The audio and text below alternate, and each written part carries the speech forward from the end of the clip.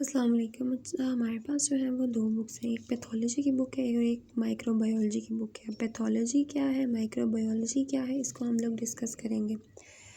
सबसे पहले एक हमने पढ़ी थी फिजियोलॉजी। फिजियोलॉजी में हमने पढ़ा था कि normal functioning of the body होती है, जबकि जब पैथो जिसको हम लोग पैथोलॉजी कहते हैं उसमें हम लोग एब नॉर्मल फंक्शनिंग पढ़ते हैं। उसमें हम कहते हैं कि कैसे एक हेल्दी पर्सन जो है उसके सेल्स और टिश्यूज़ में जो है वो चेंजेस आते हैं। हम उन चेंजेस को डिस्कस करेंगे पैथोलॉजी के अंदर।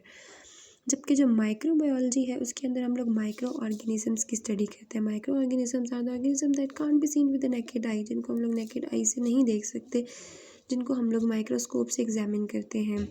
अब उसमें हमारे पास बैक्टीरिया आ जाता है, फंजाई है, वायरस है और पैरासाइट्स हैं।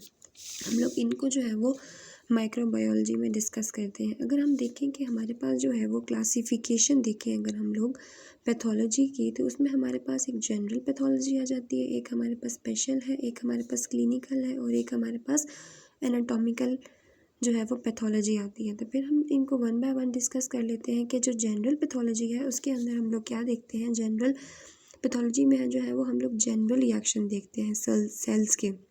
कोई भी जो है वो स्टिमुलाई आप अप्लाई करते हैं तो उसमें जो है वो जनरली एक सेल जो है वो कैसे रिस्पॉन्स करेगा, इसमें जो है वो अब हम देखेंगे कि इसके अंदर जो है वो प्रिंसिपल्स हैं और मैकेनिज़्म होता है डिज़ीज़ की प्रोडक्शन का, कि कैसे एक डिज़ीज़ जो है वो प्रोग्रेस करेगी, कैसे एक डिज़ीज़ जो है वो प्रोड्यूस होगी।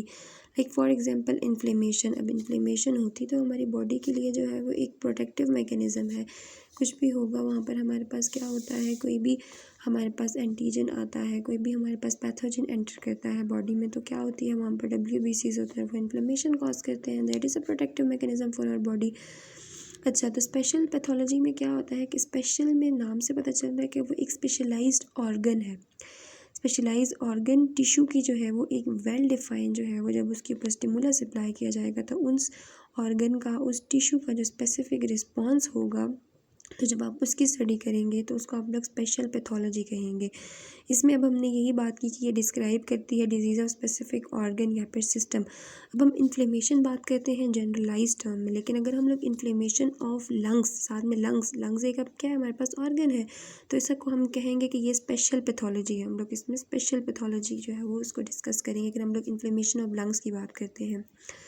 उसके बाद हमारे पास नंबर 3 पर आ जाती है क्लिनिकल पैथोलॉजी। क्लिनिकल में हम क्या करते हैं, डायग्नोस करते हैं। एक डिज़ीज़ है उसको हम लोग क्या करेंगे, डायग्नोस करेंगे, उसकी जो है वो तशख़ीस करेंगे जैसे हम कहते हैं।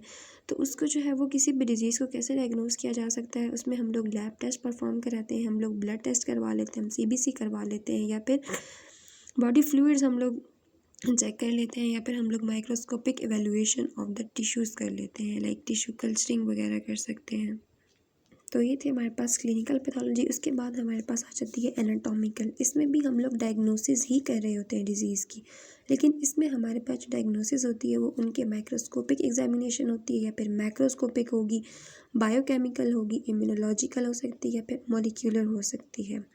माइक्रोस्कोपिक में वही हम लोग जो है वो माइक्रोस्कोप को यूज़ करके हम लोग जो है वो उसको एग्जामिन करेंगे, इधर ये बैक्टीरियल है, फंजाई है, पैरासाइटिक है, क्या है। मैक्रोस्कोपिक में हम लोग जो है वो सेंसेस इंटैक्ट है ये चेक कर सकते हैं, आपकी सेंस ऑफ स्मेल, टच वगैरह। बायोकेमिकल में जो है वो हम लोग टेस्ट वगैरह के ज़रिए से जो है वो चेक करेंगे कि जो है वो क्या डिज़ीज़ है, कैसे हम लोग उसको जो है वो डिज़ीज़ को डायग्नोस करने के लिए टेस्ट कराएंगे।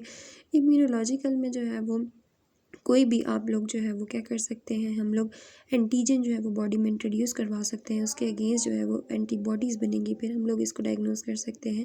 मोलिक्यूलर कुछ हमारी जो होती हैं डिजीज़ वो जेनेटिक होती हैं, तो इसमें जो है वो जेनेटिक डिजीज़ का जो है वो ओरिजिन उनको जो है वो डायग्नोस किया जा सकता है। उसके बाद अब हम कहते हैं कि डिज़ीज़ क्या है। डिज़ीज़ जो है वो कोई भी डेविएशन है, इंटरप्शन है, डिसफंक्शन है आपकी नॉर्मल जो है वो फंक्शनिंग ऑफ द बॉडी से। एक नॉर्मल फंक्शन जो है वो बॉडी जो परफॉर्म कर रही है, जब उससे कोई डेविएशन होगी या उसमें कोई इंटरप्शन आती है, फिर कुछ भी डिसफंक्शनिंग होगी उस नॉर्मल स्ट्रक्चर की, तो उसको हम कहेंगे कि वहाँ पर डिज़ीज़ है। अब इसमें क्या होता है, जो डिज़ीज़ होती है वहाँ पर हमारे पास साइन और सिम्टम्स होते हैं। अब साइंस वो होते हैं जो कि एक डॉक्टर आपको देख कर जो है वो एग्जामिन करके बता सकता है। सिम्टम्स वो होते हैं जो एक पेशेंट जो है वो डॉक्टर को बताता है। उसके बाद अगर हम लोग टाइप्स देखें इसकी, तो हमारे पास इन्फ्लेमेटरी डिजीज़ है, हमारे पास डिजेनरेटिव डिजीज़ है, neoplastic disease and traumatic disease आ जाती हैं। अब इन्फ्लेमेटरी डिजीज़ जो होती हैं उनके अंदर हमारे पास टॉन्सिलाइटिस आ जाता है, अपेंडिसाइटिस है इसकी एग्जांपल में। डिजेनरेटिव डिजीज़ में हमारे पास ऑस्टियोआर्थराइटिस है, ऑस्टियोपोरोसिस है, अल्जाइमर है, पार्किंसन डिजीज़ है। न्यू प्लास्टिक डिजीज़ में क्या होता है, हम कैंसर को डिस्कस करते हैं हम न्यू प्लास्टिक के अंदर। और हम कहते हैं कि यहाँ पर अब कैंसर जो है वो हमारे पास क्या होता है, जनरलाइज्ड होता है, और ट्यूमर जो है वो हमारे पास क्या होता है, लोकलाइज्ड होता है। ट्यूमर जो है वो हमारे पास सेल्स की फॉर्मेशन होती है, अब नॉर्मल सेल की फॉर्मेशन जब स्टार्ट हो जाती है, कैंसर का हमें जो है वो ओरिजिन नहीं पता, तो वो हमारे पास ट्यूमर क्या है, हमारे पास एबनॉर्मल सेल फॉर्मेशन होती है। अगर उसको ट्रीट ना किया जाए तो वो मेलिग्नेंट ट्यूमर बन जाती है, और देन वो आपकी पूरी बॉडी में जो है वो क्या करती है, फैल जाती है विया ब्लड, तो वो कैंसर बन जाता है। तो फिर वो एक जनरलाइज्ड है कैंसर जो है, उसको हम लोग कहते हैं कि ये जनरलाइज्ड है, और ट्यूमर जो है वो लोकलाइज्ड है। उसके बाद ट्रोमेटिक डिजीज़ में देखें तो हमारे पास जो है वो फ्रैक्चर ऑफ बोन भी हो सकता है, एक सडन इंजरी की वजह से जो है ना वो कोई भी जो हो वो डिजीज़, तो वो ट्रोमेटिक इंजरीज़ में हमारे पास फ्रैक्चर ऑफ बोन की एग्जांपल आ सकती है।